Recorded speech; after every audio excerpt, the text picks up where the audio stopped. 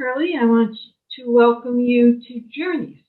This is my show that I've been doing for a few years now, and what I'd like to do is showcase different people in the region with their backgrounds and their interesting stories that they have about who they are and where they're from and what they do. And today my guest is Alex Salcedo. Welcome, Alex. Thank you, Denise. How are you? I'm good. I'm good. On this bright, wintry, cold day. Yes, it is. so thank you for coming on my show. It's my pleasure. Okay. So let's start right away. Now you immigrated from Ecuador to the United States. Um, can you talk about why you came here and perhaps what your expectations were? Sure. Thank you for the opportunity. I came here in 2010, January, actually. It was cold, as it is right now. And I came for graduate school, but I guess I was also looking for a place to call home. And I had visited Boston for a day back in 2004 over the summer, and I fell in love with Boston immediately.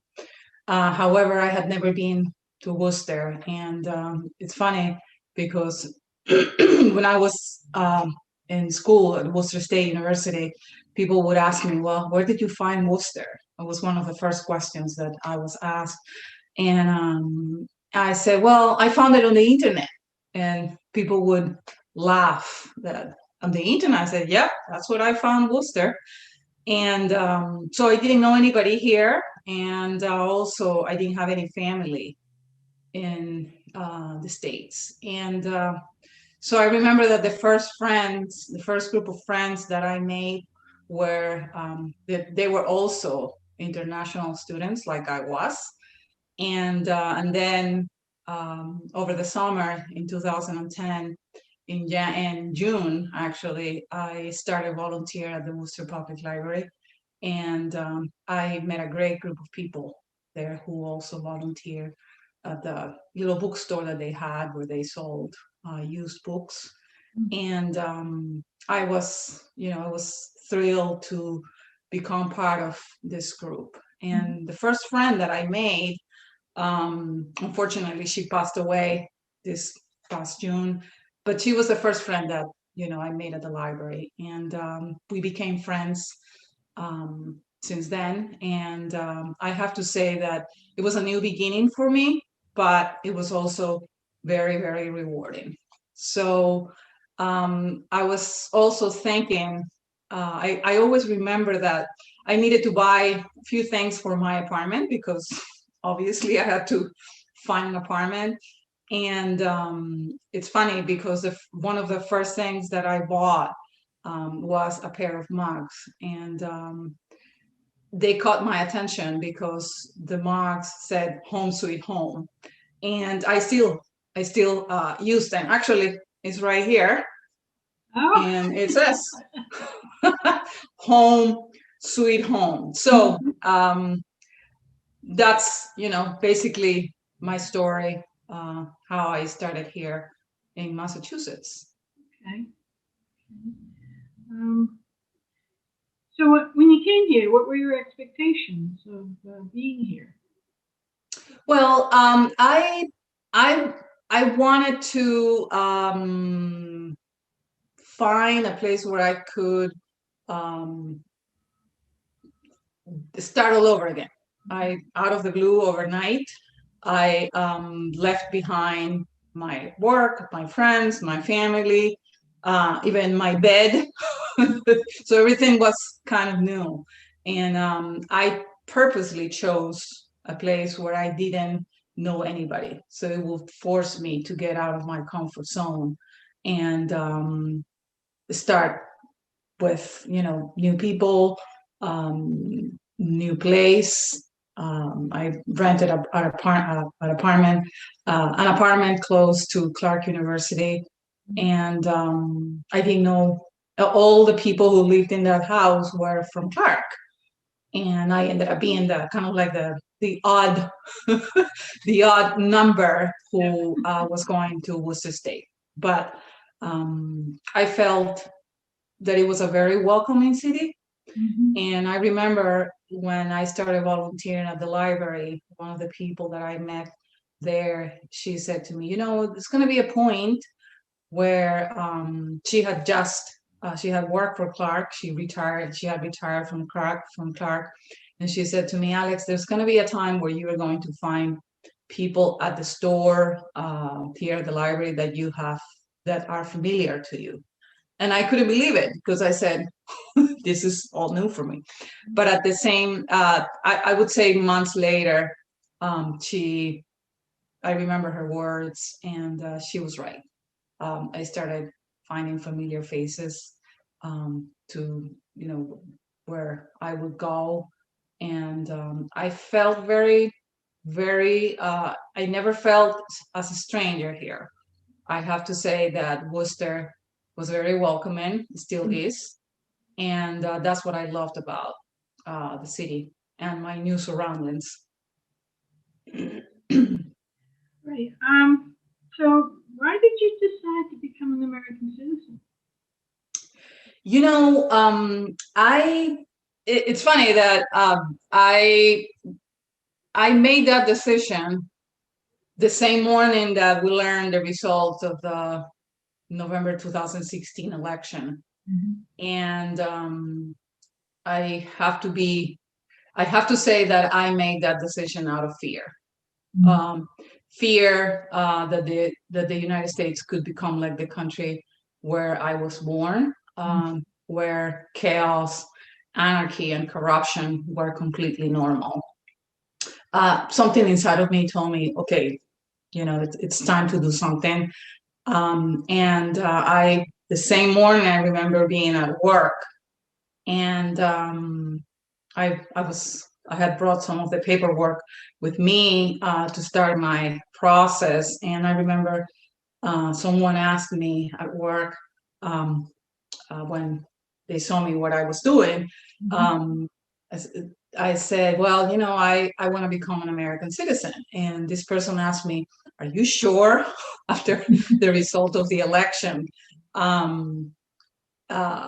you sure you want to become an American citizen? And I immediately answered back, and I said, absolutely. I want to be part of this country. I believe that my vote can make a difference. And next time when we vote for president, I want to be part of that decision. And you know, that's really what made me that what made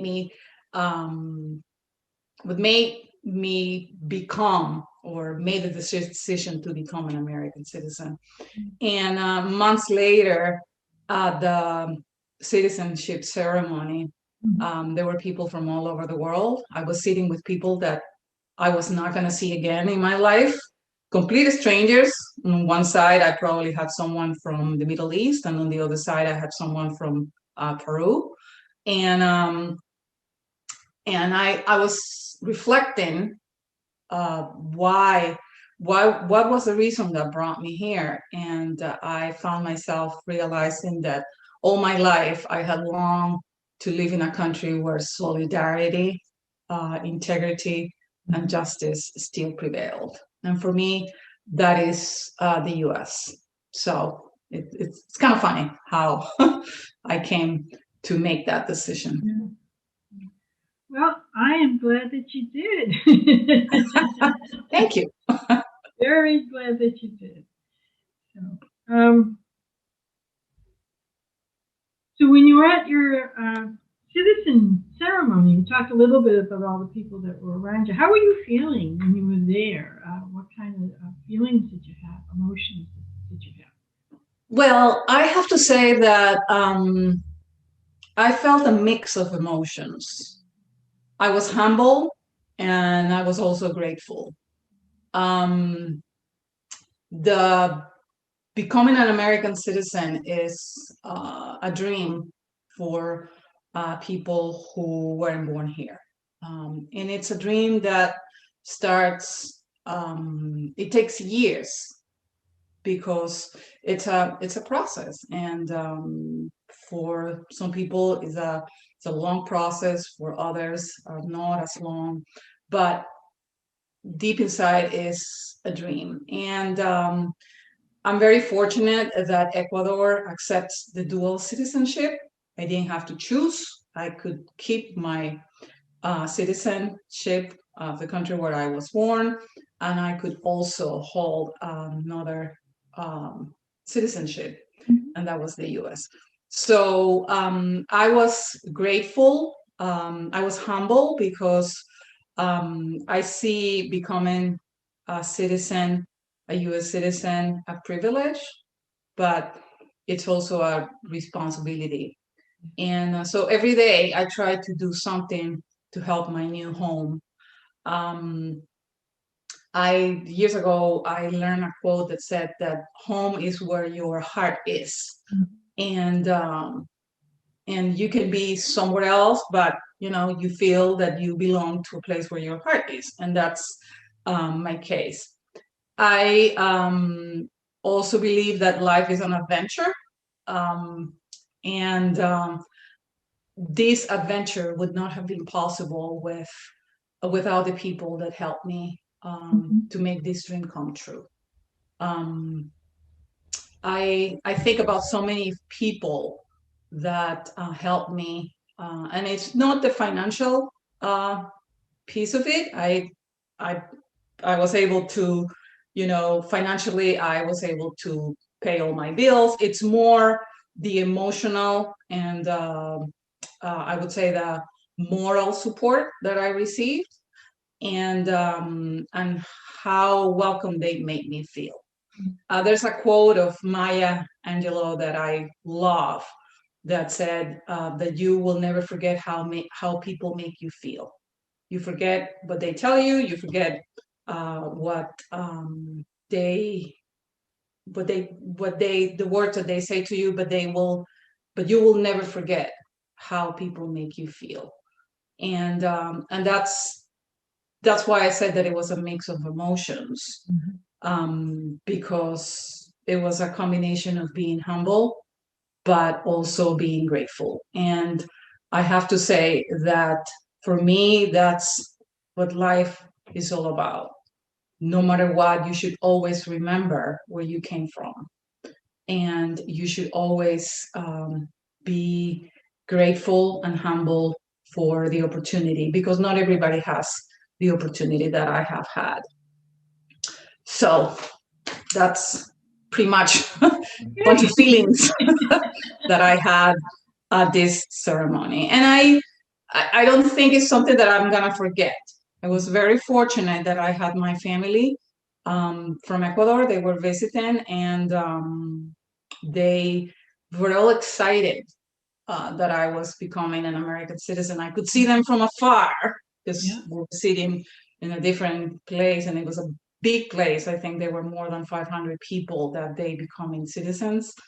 And so it was also, they were very proud of this family member.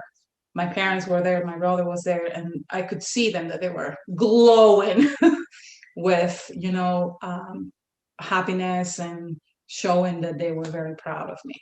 So that made me feel kind of like a cozy feeling. Okay.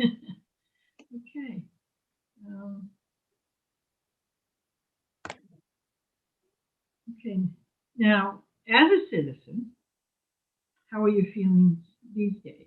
What are you feeling about that? What does it mean to you to be a citizen? I feel hopeful. I think last week was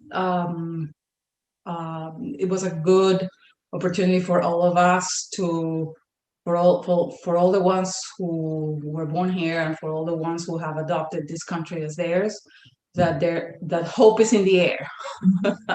Yeah, And I agree. Yes, and at least I felt it. Mhm. I had tears in my eyes when I was watching the inauguration, and um, and I think it was a good message that you could see in the faces that were part of the inauguration what this country is all about, how diverse we are, and this young poet that stole the ceremony, Amanda Gorman. I think she carries a message very well that it's in all of us, and we have to be brave. We have to be grateful um, for all the ones that are part of this new beginning. And I believe that even though they are in Washington, we are in Worcester County, we can all do our part. So I remain hopeful and I remain grateful that if we all work together in doing our whatever we can do every day. I have started something that I do. I love to walk, and I go for a walk when it's not too cold. I don't know if today I'm gonna go for a walk, but um, I um, I every time that I go for a walk, I pick up uh, littering or anything, and even though it's it's very small what I can do, I feel that we could all do something. And what I do every day, I go with a bag, and if I find trash my way, I put the trash in a bag, in a bag or plastic. And last week, when I started doing this, I realized that there was my recycling, and I also had an extra bag for the city to pick up. And that bag that I had picked up was not going to be lying on the streets, and obviously causing extra work for the city. So that's a little example. I think we can all reinvent wheels, and every day. And simple doesn't mean that it's easy, um, but we can all contribute um, with something every single day. Yeah. The other thing that I try to do is that I try, especially right now when we're all kind of confined in our homes, if I know of someone who is alone, I check on them. I offer to go to the store for them because, especially with older people, it's a challenge now. And there are a lot of people who live alone in this city, in this country. So, whatever I can do, those little acts of kindness that I call can go a long way. So, That's great. That's great. Thank you for doing that. That's really hey, wonderful. it's nothing.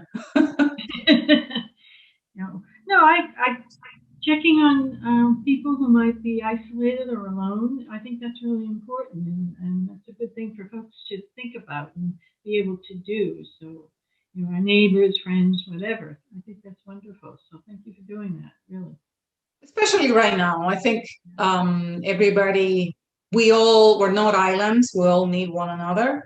Hmm. And this is a time when I think it's more important than ever to gift the gift of time.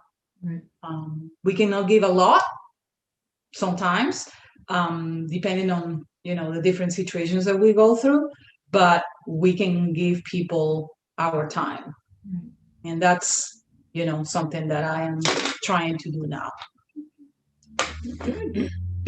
All right. Well, let's go down memory lane with the two of us. You and I met at Jeremiah's Inn, which is in Worcester, recovery home for men. Um, and you ran the food pantry there. So, how do you feel? How did you feel, or how do you feel about working there at Jeremiah's and being a part of that community? Well, it was my first full time in this city, Mm-hmm. and food. I was managing their food pantry. I think Jeremiah's is a fascinating place because it's a home for recovery for men who are in recovery, but they also have a food pantry, and it's a large operation. And for people who have never had the experience of working in a food pantry, from afar looks simple, but it demands a lot of work, demands a lot of it's a teamwork effort. Mm-hmm. And so this home, Jeremiah's Inn, combines these two things. And food and helping people had always been my passions, but I didn't know anything about um, recovery. I didn't know anything about addiction.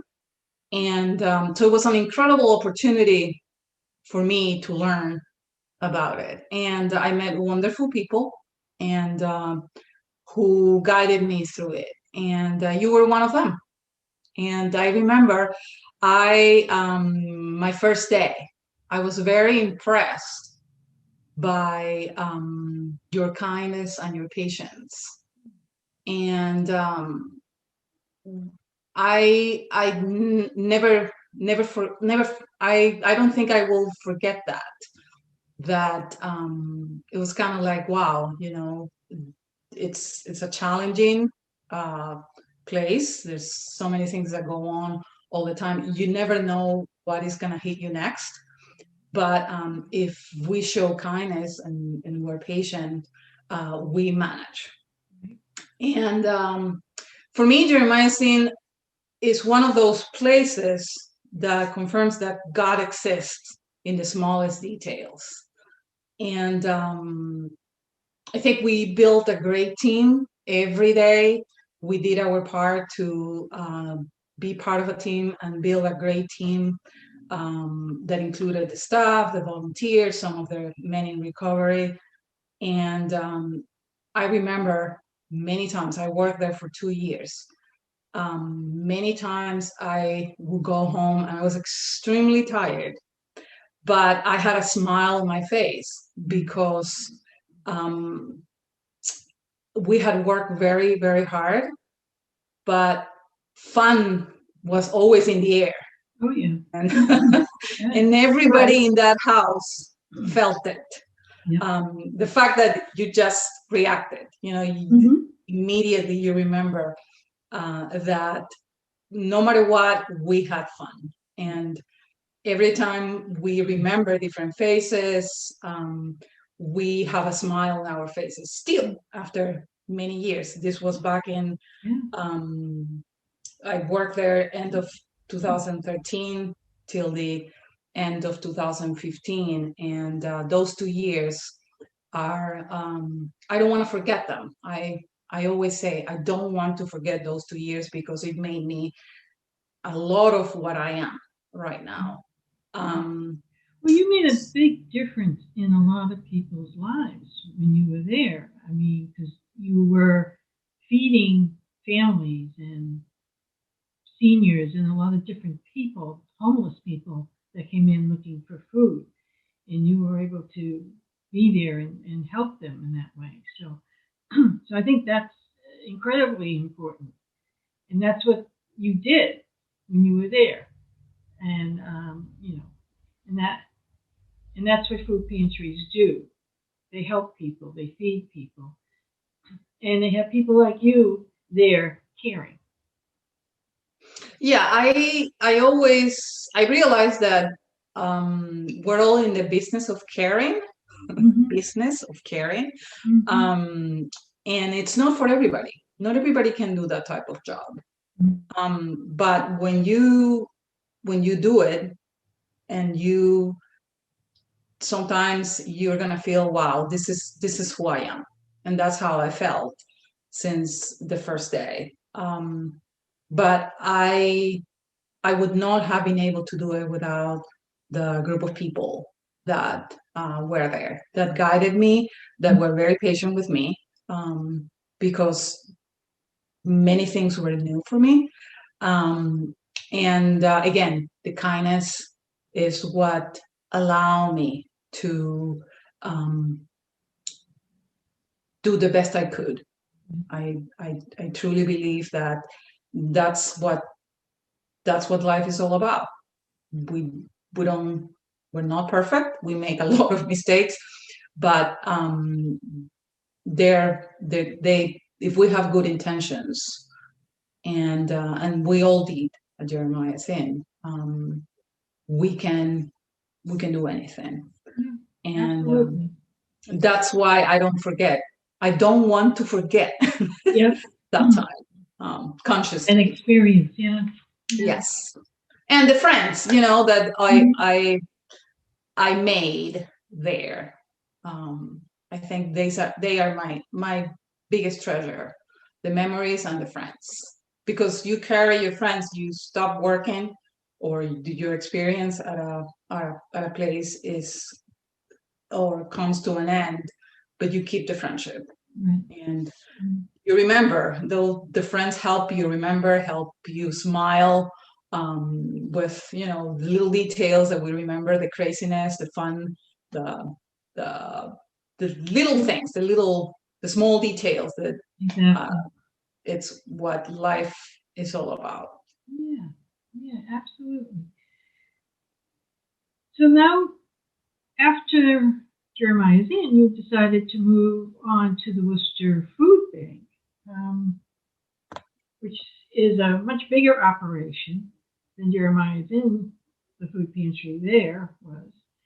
So, can you talk about that experience working at the Worcester Food Bank? Sure.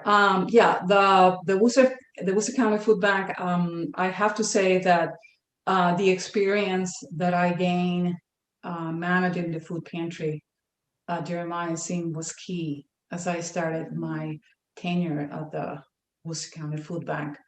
I remember that the first time I walked into their warehouse, I was amazed by the amount of food. If you visit any food bank, and obviously the Worcester County Food Bank for the first time, you feel this overwhelming sensation, like, wow, I've never seen so much food in one place at once. So I seen all this food for walking in there for the first time. I remember thinking also that behind all this food, all this raw food, were people in need. So I worked every day with a conviction. I was with the Worcester County Food Bank for 4.5 years, and I worked every day with a conviction that I needed to do my best. And we face many challenges. That's an intrinsic part of operating a food bank. But again, once again, the team of people who I was blessed to work with made all the difference in the world. And I'm convinced that no matter how challenging a task is, if you have a great team, again, you can do anything. And that's what I did till my very last day.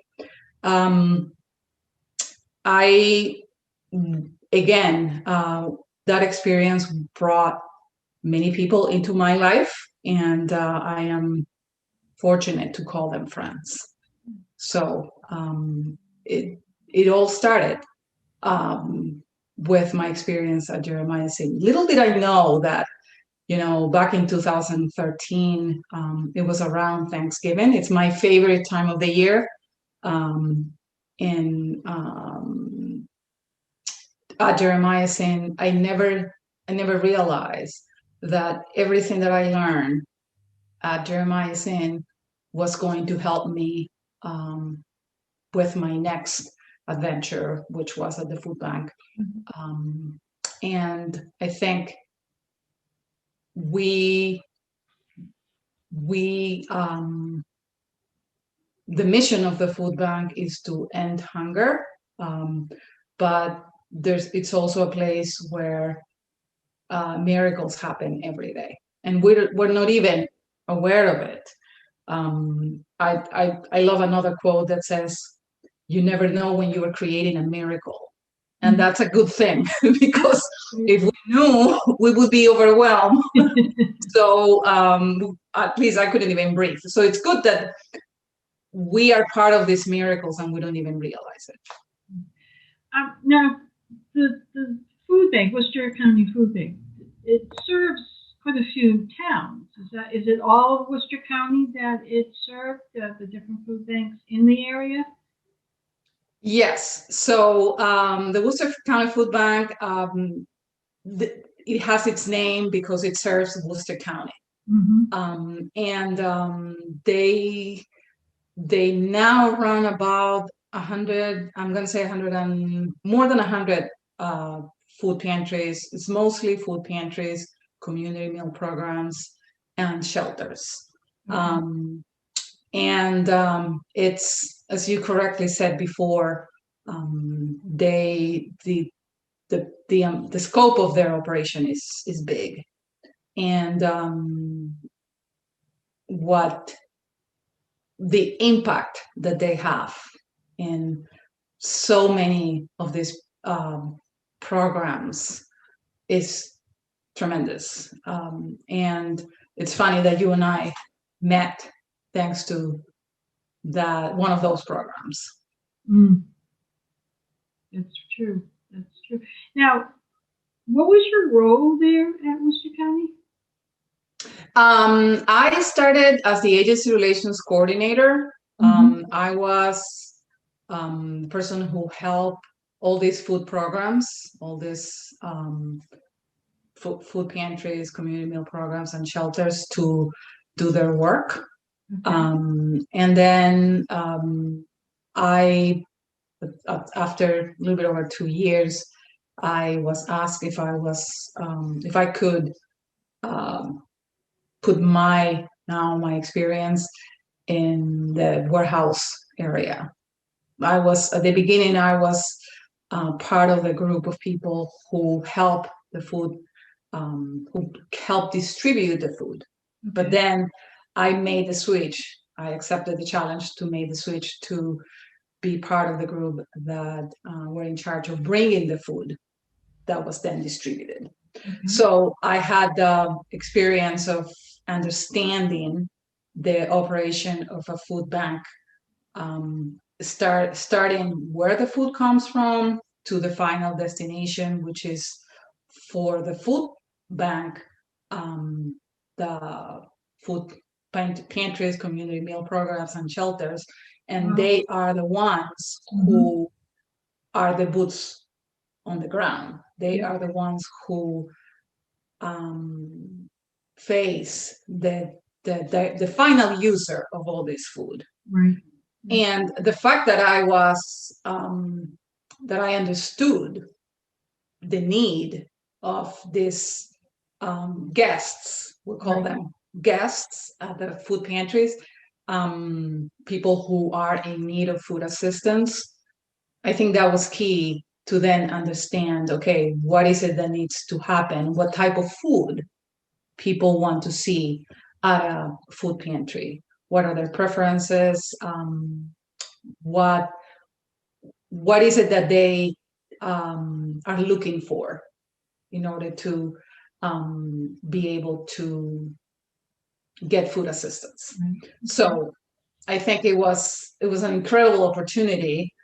Because I was able to understand kind of like the full circle, the operation. Wow. Okay. So quite a journey you've been on. Sure. Fascinating. It really has been. So now I know you're taking a break from this kind of work. And I am wondering if you want to kind of hint at maybe what's in the future for you. You're home now. You're not working, so and just taking a break. So you know, is there anything in the future? Well, I'm reading a book that it's this the I'm fascinated with Dolly Parton. Oh, okay. So I'm reading a book of her beginnings, and I just read a chapter yesterday that talks about that when she was very young, she was concentrating on um, going back to work. But Mm-hmm. going back to work when she started meant that she needed to look for work. That was her full-time work, looking for work. Exactly. Uh, so right now, what I'm doing is that I have, before that, I have to say that if I want to define who I am, I'm going to think about helping people and food. I love food. Mm-hmm. I love I love cooking. I love baking. I Yeah. love eating, obviously, food. That's why I have to walk every day because I have to find a way to compensate. Right now, what I'm doing is, and this time is perfect for that because it's giving me an opportunity to work on an idea that I have had for years. And this idea combines helping people and food. Okay. And so I'm not gonna say much No. about it, but Okay. I do want to work on these two ideas a little more in order to um, put it out there. But that's what I'm doing right now. I think it's been a great opportunity to. One of the things that I find positive about this pandemic, if we can say that, is that have given people the opportunity to go back to basics and Mm-hmm. to reflect on what is important. Um, I hear a lot that people are saying, I'm spending more time with my family. I'm spending more time with the people I love. We didn't have that before. We were rushing, rushing, rushing, rushing, rushing, rushing, and there's a price to pay for that. I'm convinced. So I think it's important to pause. That's what I'm learning every day. Mm-hmm. Enjoy every day like it's the last one because we don't know if it's going to be the last one. Thank God we don't know. And at the same time, focus all our energy trying to create uh, new things, new ideas. And that's what I'm doing right now. Mm-hmm. Well, speaking of, taking up something different, you also decided to start learning how to play the ukulele, which is so much fun.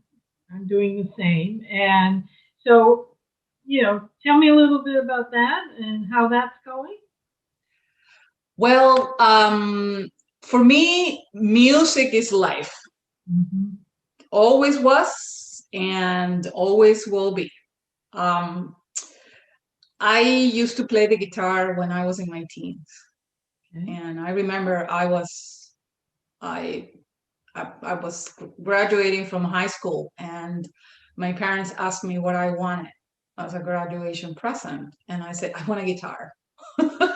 So they looked at me like, are you sure you want to play the guitar? Or is it going to be one of those things that you just say that you want to do and then you leave behind? I said, no, no, no, I want a guitar. And I started playing the guitar.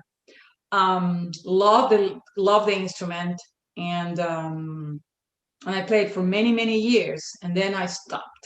Um, things got in the way, life got in the way, and I stopped. And I couldn't bring the guitar with me when I moved to the US. It was Okay. too bulky. It wasn't a small guitar. It was a kind of like a Spanish one, and with all the whistles in it. So I left it behind. And when I moved to Worcester, I discovered the uke, and I fell in love with the little instrument. I, I, it was. I think what did it for me, it was so easy to play. You just need one finger, and that's a chord. So I was like, wow, I don't have to. I don't have to spend a lot of time. Like you need at least two fingers when you want to play a chord with a guitar. So I was fascinated, and the sound of this little instrument captivated me immediately. And so I was like, this is it. I'm not going back to the guitar after this. And the other thing that I like about it is that it is so portable. You can, so many sizes. You can put in a pocketbook, and there you go. You have your uke with you. Um, so I think it's a small instrument, but with a great big sound. So that's what I am doing now, and it's also a great opportunity to um, spend time with friends. Right. You and I, are trying to connect more frequently thanks to this little instrument. So it's also a good excuse, and bring so much joy to all of us, especially right now that we need it. So um, as I learn, because I'm uh, self-teaching myself to play the uke, but it's good for us. I learned from one of the people who are very generous, teaching how to play the uke online. She says um, that it's good for your heart to play an instrument. So that's what I'm True. doing every day. Even 5 minutes Yeah. make a huge difference. And don't you know it? I do. I do. Absolutely. Okay. So you've gone through this journey. You've come here and become a citizen. You've got into some really fulfilling type of work for yourself, and you've met so many people. And I think it's been a wonderful journey for you. So what I what I'd like to know is what your message would be for someone like you, who's I guess saying you could say it's living the American dream, doing what you want to do here. Um, what's your message for those who have come here to the United States for a better life? I hear we have started hearing, thank God, the concept how important it is to unite this country. Um, and I think again we can all do our part, and I would like to encourage, especially all the ones who, like me, adopted the US as their new home, to share the story of why they came here. There's so many whys, so many reasons. And I feel that we all need to make an effort to share why we came here. Not only because I truly believe that having an accent, looking different, um, are those are powerful tools to start a conversation, and we have without even trying, we have those tools in us. Mm-hmm. So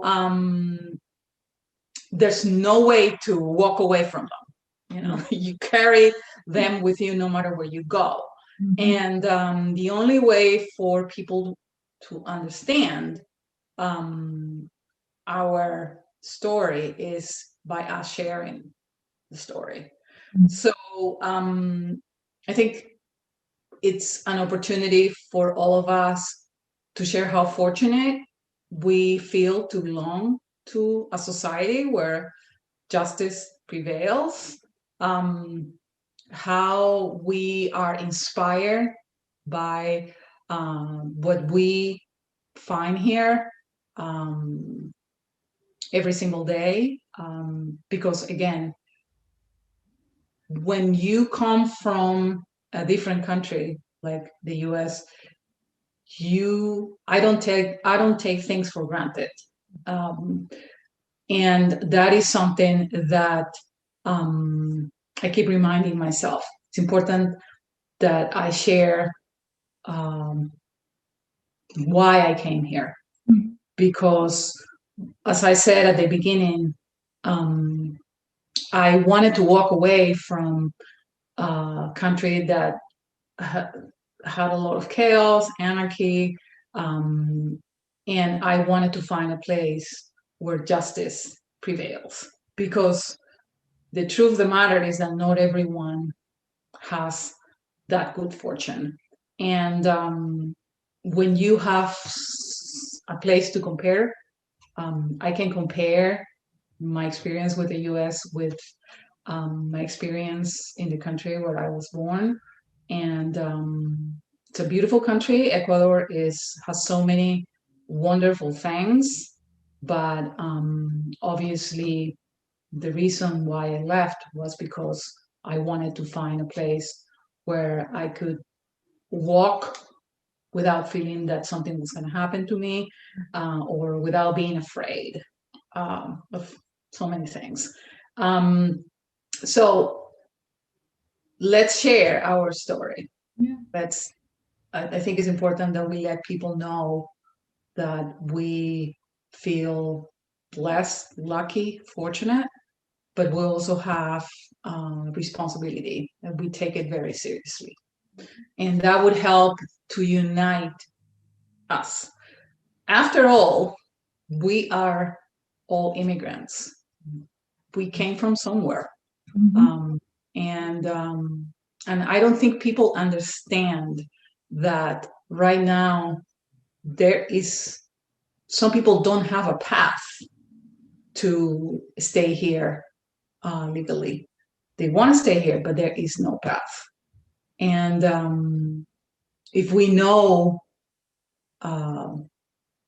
what we went through in order to be able to be here legally, let's share it, because there's a lot of, that's the other word, misinformation out there. Mm-hmm. And only the ones who've gone through this journey of adopting this country as theirs are the ones who really understand why they did it, and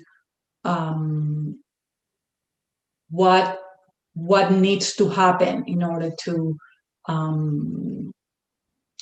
make a path for the ones who are coming behind us. I love what our new vice president, the first madam vice president said. I want to make sure that I'm not the last one. And I think we all should.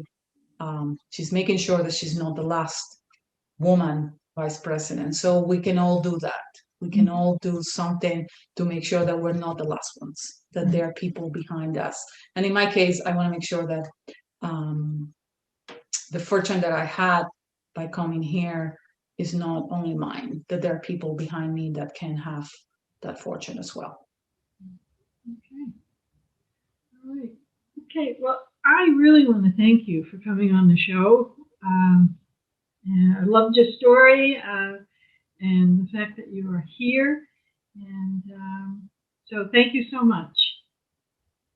Thank you, Denise. Again, it's my pleasure. And I have to say that something that I don't forget every day is that people that I have met here, friends, have always been very important for me, but especially in this United States, because I don't have any family here. So everybody who I met are potential friends, and most of the time they become friends and they stay as friends. So I feel, again, very, very lucky and very blessed of all the people that I have met in the US. And so thank you for your friendship and thank you for this opportunity.